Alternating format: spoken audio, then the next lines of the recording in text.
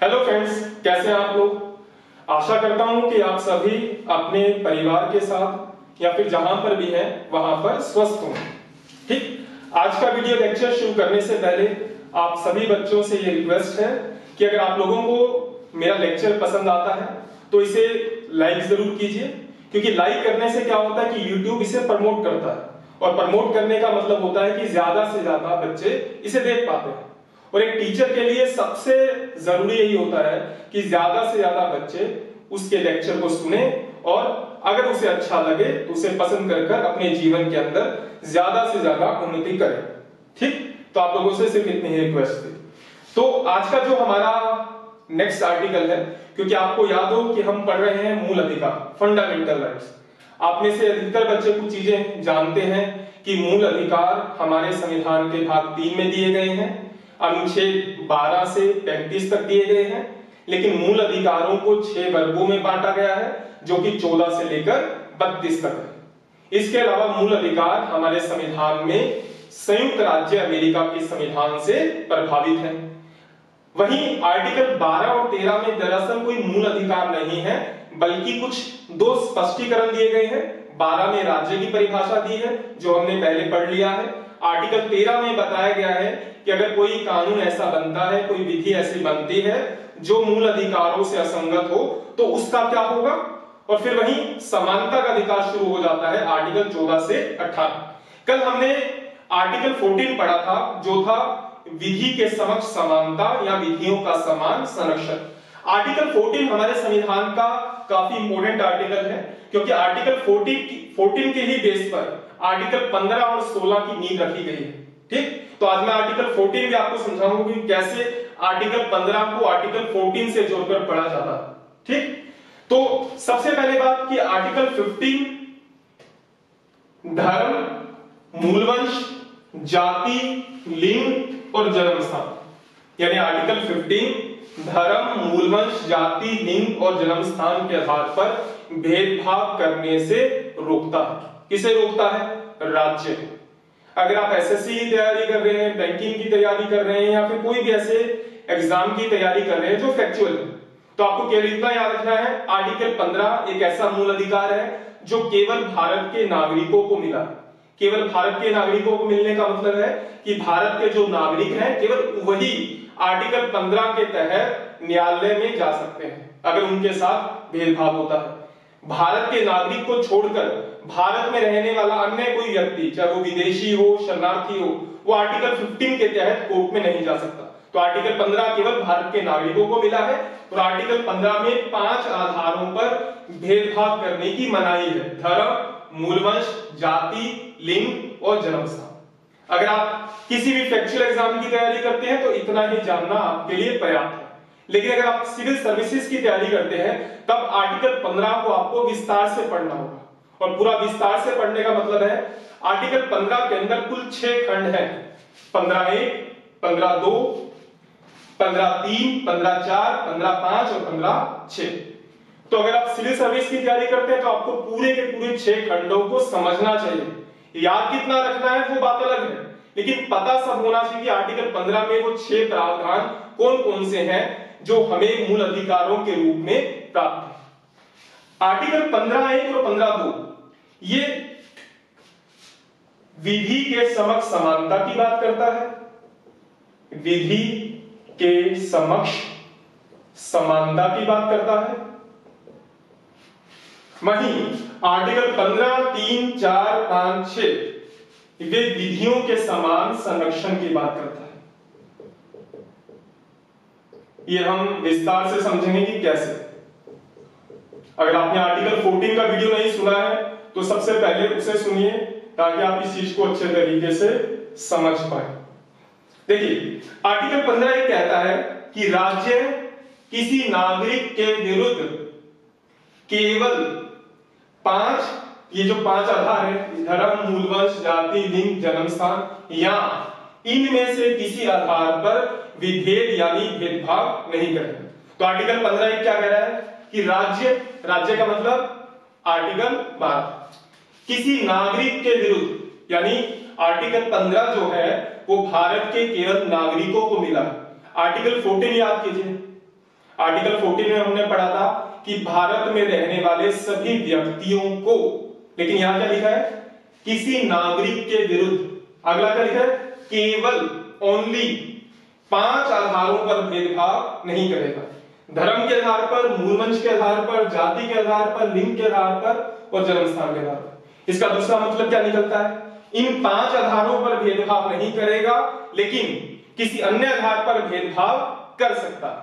याद रखिए आर्टिकल 51 क्या कहता है, राज्य भारत के नागरिकों के साथ केवल धर्म, मूलवंश, जाति, लिंग और जन्म स्थान के आधार पर भेदभाव नहीं करेगा। ठीक। दूसरा पॉइंट 15(2), कोई नागरिक केवल 5 आधारों पर, यहां पर किसकी बात हो रही थी, राज्य, यहां पर किसकी बात हो रही है, नागरिक। यानी राज्य तो भेदभाव नहीं ही करेगा, बल्कि भारत में रहने वाले जो नागरिक हैं वो भी अन्य नागरिकों के साथ भेदभाव नहीं करेंगे। किन आधारों पर, वही 5 आधार, धर्म, मूलवंश, जाति, लिंग और जन्म स्थान। क्या भेदभाव नहीं करेंगे, कोई दुकान है, कोई सार्वजनिक भोजनालय है, कोई होटल है, कोई सार्वजनिक मनोरंजन स्थान है, या फिर कोई राज्य के द्वारा सहायता प्राप्त कोई कुआं है, तालाब है, स्नान घर है, सड़क है, तो इसके आधार पर भेदभाव नहीं करेंगे। तो इसका मतलब क्या है कि आर्टिकल 15 केवल राज्य के खिलाफ नहीं है, बल्कि राज्य के साथ साथ राज्य में रहने वाले नागरिकों को भी अपने अन्य नागरिकों के साथ भेदभाव करने से मना करता है। किन आधारों पर, वही 5 आधार, धर्म, मूलवंश, जाति, लिंग और जन्म स्थान। तो आर्टिकल 15(1) और 15(2), 15(1) और 15(2) विधि के समक्ष समानता की बात करता है कि कानून की नजर में सब बराबर हैं, राज्य किसी भी प्रकार का भेदभाव नहीं करेगा।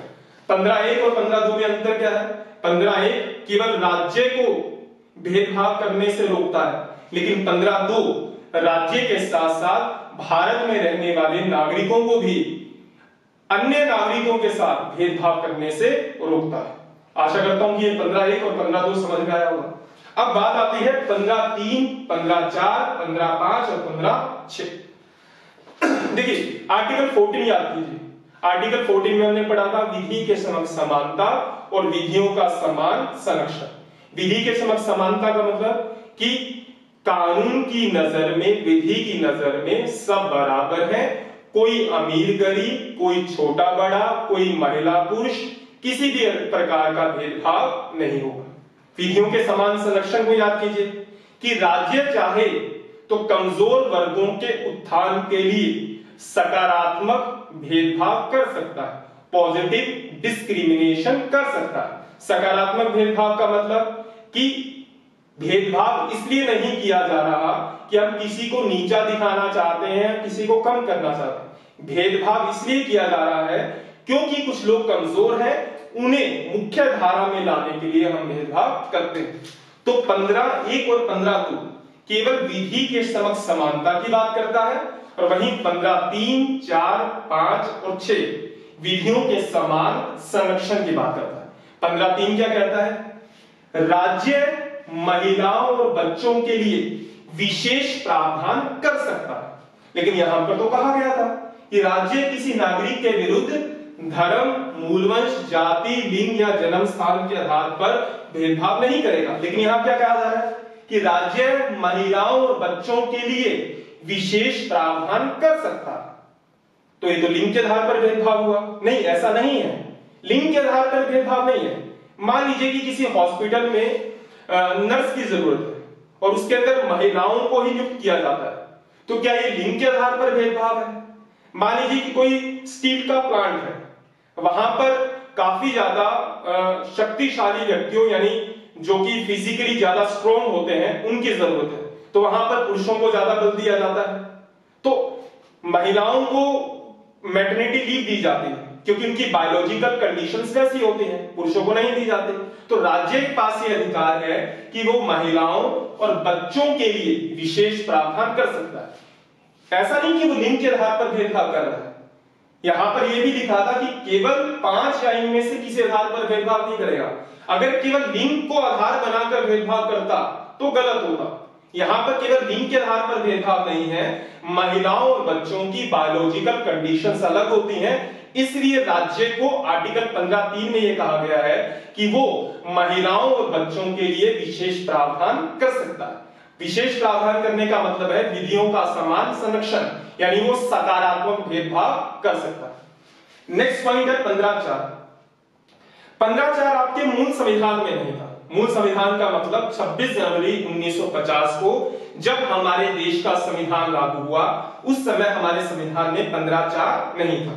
हमारे संविधान में पहला अमेंडमेंट हुआ, फर्स्ट अमेंडमेंट, पहला संविधान संशोधन अधिनियम 1951। उसके द्वारा हमने 15(4) को जोड़ा और 15(4) में क्या कहा गया है कि राज्य 3 वर्गों के लिए विशेष प्रावधान कर सकता है। ये 3 वर्ग कौन से हैं? सामाजिक और शैक्षणिक रूप से पिछड़े हुए वर्ग, socially and educationally backward class, ST, scheduled tribes, SC, scheduled caste. यानी राज्य को 15(4) में यह कहा गया है कि वो सामाजिक और शैक्षणिक रूप से पिछड़े हुए वर्गों के लिए, अनुसूचित जातियों के लिए और अनुसूचित जनजातियों के लिए भी उनकी उन्नति के लिए, उनको मुख्य धारा में लाने के लिए क्या कर सकता है? विशेष प्रावधान। ये आर्टिकल 15(1) का उल्लंघन नहीं है, ये विधियों के समान संरक्षण की बात है कि राज्य सकारात्मक भेदभाव कर सकता है कि अगर कोई अनुसूचित जाति, अनुसूचित जनजाति या सामाजिक या शैक्षणिक रूप से जो पिछड़े हुए वर्ग हैं, उनको मुख्य धारा में लाने के लिए, उनकी एडवांसमेंट के लिए स्टेट को, गवर्नमेंट को कुछ विशेष प्रावधान करने का अधिकार। दूसरी बात याद रखिए, जो बैकवर्ड क्लासेस हैं, हमारे संविधान में कहीं भी पिछड़े वर्गों को परिभाषित नहीं किया गया। हमारे संविधान में कहीं भी पिछड़े वर्गों को परिभाषित नहीं किया गया। प्रत्येक राज्य अपने अनुसार अपने राज्य में पिछड़े वर्गों को परिभाषित करता है। वहीं एससी को आर्टिकल 341 में और वहीं एसटी को आर्टिकल 342 में परिभाषित किया। याद रखिएगा, ओबीसी को संविधान में कहीं भी परिभाषित नहीं किया गया, लेकिन एससी एसटी को संविधान में परिभाषित किया। नेक्स्ट 15(5). जब 15(4) ही मूल संविधान में नहीं था, तो 15(5) कैसे मूल संविधान में हो सकता है? तो 15(5) को हमने 93 कॉन्स्टिट्यूशनल अमेंडमेंट एक्ट 93 संविधान संशोधन अधिनियम 2005 के द्वारा जोड़ा। इसके अंदर भी 3 वर्गों की बात की गई है, वही जो पहले सामाजिक और शैक्षणिक रूप से पिछड़े हुए वर्ग, अनुसूचित जाति, अनुसूचित जनजाति। लेकिन यहां पर यह कहा गया है कि जो एजुकेशनल इंस्टीट्यूट है, शैक्षणिक संस्थान है, वहां पर जो अनुसूचित जाति है, अनुसूचित जनजाति है या सामाजिक और शैक्षणिक रूप से पिछड़े हुए वर्ग हैं, वहां पर शैक्षणिक संस्थानों में इनके लिए विशेष प्रावधान किए जा सकते हैं। कहां पर? जो अनुसूचित जाति है, जो अनुसूचित जनजाति है, जो सामाजिक और शैक्षणिक रूप से पिछड़े हुए वर्ग हैं, वहां पर विशेष प्रावधान किए जा सकते हैं। कहां पर? शैक्षणिक संस्थानों। आप जानना चाहिए कि शैक्षणिक संस्थान कौन से हो सकते हैं? ये राज्य के द्वारा सहायता प्राप्त भी हो सकते हैं, राज्य के द्वारा सहायता प्राप्त नहीं भी है, एडिड स्कूल हो सकते हैं, प्राइवेट स्कूल हो सकते हैं। इसके अलावा अल्पसंख्यक माइनॉरिटीज के जो एजुकेशन इंस्टीट्यूट है, वहां पर भी इनके लिए प्रावधान किए जा सकते हैं। जो शैक्षणिक संस्थानों में बात की गई है 15(5) में, और 15(4) में बात की गई है सामान्य एडवांसमेंट यानी सामान्य उन्नति के लिए हर प्रकार के प्रावधान किए जा सकते हैं, जैसे आरक्षण का प्रावधान करना। वहीं 15(6) ये भी हमारे मूल संविधान में नहीं था, ये तो अभी हाल ही में हमने 103वें संविधान संशोधन अधिनियम के द्वारा जोड़ा। और इसके अंदर क्या दिया? ईडब्ल्यूएस।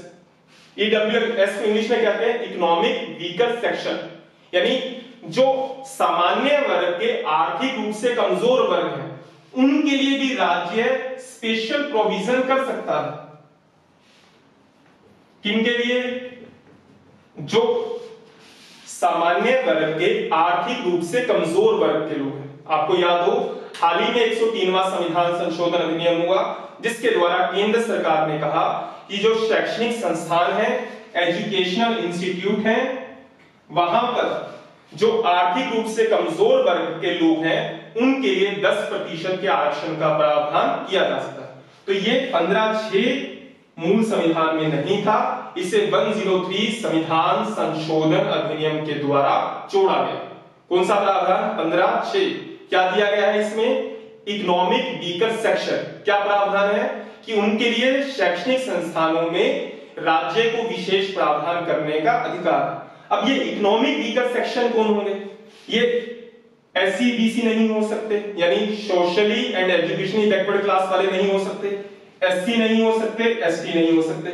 इन तीनों को छोड़कर बाकी जो लोग बचे, उनमें जो आर्थिक रूप से कमजोर वर्ग है, उनके लिए विशेष प्रावधान करने के बाद। और ये जो ईडब्ल्यूएस की कैटेगरी है, इसका निर्धारण कौन करेगा? प्रत्येक राज्य अपने अपने स्तर। तो 15(1) और 15(2) विधि के समक्ष समानता की बात करता है। 15(3), 15(4), 15(5) और 15(6) विधियों के समान संरक्षण की बात करता है। ठीक, तो आशा करता हूं कि आप लोगों को आर्टिकल 15 समझ में आया होगा। देखिए, मूल अधिकार का चैप्टर बहुत बड़ा है, इसलिए हमने एक एक आर्टिकल को समझना शुरू किया है। जैसे ही हमारा समानता का अधिकार कंप्लीट हो जाएगा, यानी आर्टिकल 14 से लेकर 18, 12-13 हम पढ़ चुके हैं, तो 12 से लेकर 18 तक आप लोगों का समानता के अधिकार और आर्टिकल 12 और 13 पर एक टेस्ट होगा। ठीक, फिर हम स्वतंत्रता के अधिकार पर अगला टेस्ट लेंगे, क्योंकि पूरे मूल अधिकारों पर टेस्ट लेने पर वो बहुत लेंथी हो जाएगा और आप लोगों को याद करने में दिक्कत होगी। ठीक, तो आशा करता हूं कि आप लोगों को ये वीडियो पसंद आया होगा, समझ में आया होगा। और जैसा कि मैंने कहा था कि अगर आपको ये वीडियो पसंद आए तो इसे लाइक कीजिए, ताकि हम जो इतनी मेहनत से आप लोगों के लिए मेहनत करते हैं, वीडियो बनाते हैं, तो हमें भी थोड़ा मोटिवेशन मिले। Thank you.